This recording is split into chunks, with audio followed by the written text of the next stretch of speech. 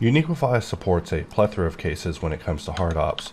One of my favorites is the ability to support radial arrays. However, there are cases in which it didn't support. So here I am in 2.83 using a previous version of HardOps, and I'm just going to draw a box, and we will just draw this out in 3D.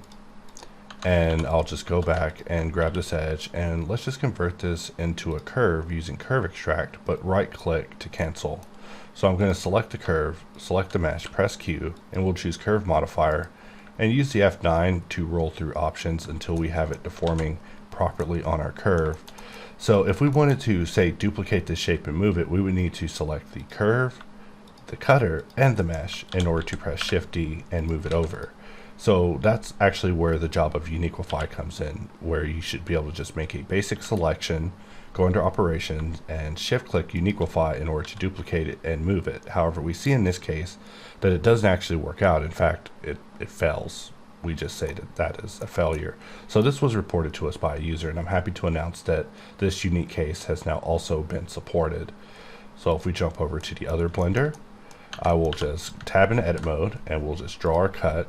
And I'm just going to make our selection, and we'll just curve extract this and right click to cancel. Select the main shape, perform a box cut. We'll shift it to live, and we'll use the array inside of HardOps in order to set up a 3D array. And then we'll select both of them, press Q, and do a curve modifier, and then use the F9 once again to scroll until we find the correct way to sequence it, and GZZ to move it up. And I always put a loop cut to kind of quarantine these areas where there's a cut, especially when it comes to curvature. And we could press SX and actually scale this down to make it fit on the shape. So just like before, you know, the old school way of doing things is just selecting everything and just pressing Shift D and just moving it over like you see it.